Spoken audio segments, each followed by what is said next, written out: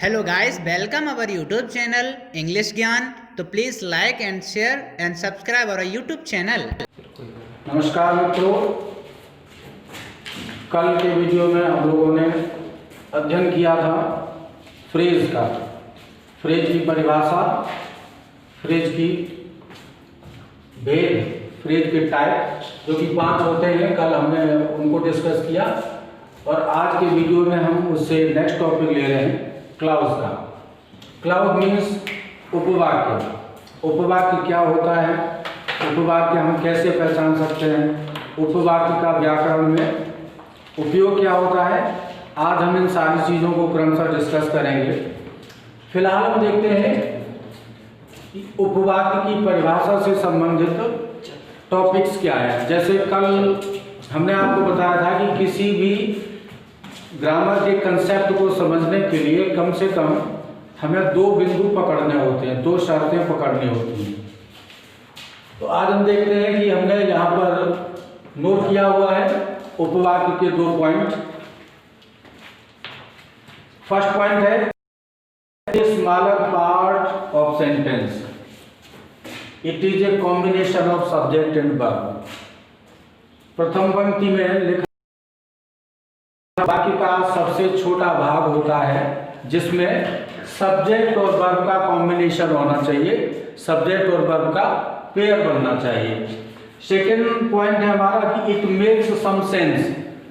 Clause किसी भी वाक्य में कुछ न कुछ अर्थ देता है, यद्यपि ये पूर्ण अर्थ नहीं होता है, कंप्लीट देता, लेकिन कुछ न कुछ सेंस देता जरूर है। तो यहाँ पर सबसे पहले हम इसी पर विचार कर लेते हैं ताकि हम उपवाक्य को समझ सकें कि हमें यहाँ 2 चीजें पकड़नी हैं। एक तो किसी भी सेंटेंस में हम सब्जेक्ट और वर्ब का पेयर पकड़ेंगे। अगर परिभाषा से हम नहीं समझ पा रहे हैं, आपको दिक्कत हो रही है, तो आप सब्जेक्ट और वर्ब का एक पेयर चिन्हित कर लीजिए और उसके बाद में देखिए कि ये कुछ सेंस दे रहा है या नहीं दे रहा है। अगर आप पेयर को चिन्हित कर लेंगे तो निश्चित रूप से उसका कुछ ना कुछ सेंस भी होगा। दोनों पॉइंट यहाँ हिंदी में भी हमने नोट किए हुए हैं। यह वाक्य का सबसे छोटा भाग होता है। कैसा भाग होता है? सबसे छोटा भाग होता है। सेकंड पॉइंट है हमारा कि होता है क्लाउज किसी भी सेंटेंस में कोई ना कोई अर्थ अवश्य देता है। जैसे हम इनके एग्जाम्पल्स को देखेंगे। फर्स्ट में हमारा लिखा हुआ है he is the best player. क्या लिखा हुआ है? He is the best player, वह सबसे अच्छा खिलाड़ी है। अच्छा, इसमें हम देखते हैं कि क्लाउज कहाँ पर है, कहाँ से कहाँ तक, उसको चिन्हित करते हैं। ये हमारा सब्जेक्ट है और ये उसके साथ में वर्ब लगी हुई है, ही इज, ये हमारा क्लाउज हो जाएगा। इसी प्रकार से हम सेकेंड सेंटेंस पे आएंगे, he is sleeping but she is playing. He is sleeping, वह सो रहा है, किंतु शी इज प्लेइंग, वह खेल रही है। मतलब जो पुल्लिंग करता है वो सो रहा है और जो स्त्रीलिंग सब्जेक्ट है वो खेल रही है।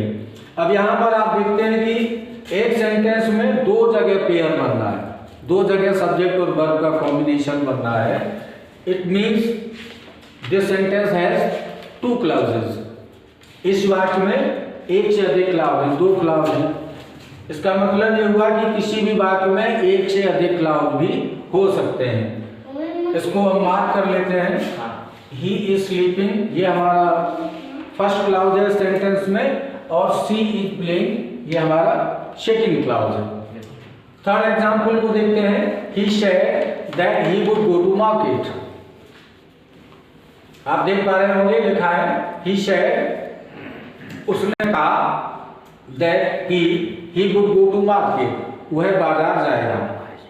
इस सेंटेंस में भी सब्जेक्ट और वर्ब का कॉम्बिनेशन यानी क्लाउज हम चेक करते हैं तो 2 जगह बनना है, एक ये और दूसरा he would go to market. इसी प्रकार से हमारा चौथा एग्जांपल है he is the man who taught your brother.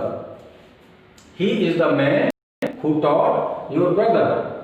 यहाँ पर भी हम देखते हैं कि सब्जेक्ट और वर्ब का कॉम्बिनेशन हमारा क्लाउड कहाँ पर है, तो एक तो ये कॉम्बिनेशन हो जाएगा ही इज, आप देख रहे हैं वह है, इसका एक सेंस निकल रहा है, एक अर्थ निकल रहा है। यदि भी क्लियर नहीं है लेकिन कोई बात नहीं, क्योंकि ये कभी क्लियर हो सकता है और कभी क्लियर नहीं होता। सेकेंड हम देखते हैं हु टॉट, ये हमारा एक सब्जेक्ट और वर्ब का कॉम्बिनेशन बन रहा है, ये भी एक क्लॉज है। If you work hard you will succeed, अंत में जो सेंटेंस लिखा गया है कि इफ यू वर्क हार्ड, यदि आप परिश्रम, यू विल सक्सीड, आप सफल हो जाएंगे। ये कंडीशनल सेंटेंस कहलाता है। यहां पर भी हम इसको चिन्हित करेंगे तो हमारा क्लाउड यू वर्क हार्ड, एक ये बनेगा और एक कॉम्बिनेशन बनेगा यू विल सक्सीड। तो यहां हमने 5 आपको क्लाउड्स के एग्जाम्पल देने, अगर इससे संबंधित डाउट हो, क्वेश्चन हो, तो आप कमेंट बॉक्स में आकर के पूछ सकते हैं। अब आप इसका स्क्रीनशॉट ले लीजिए।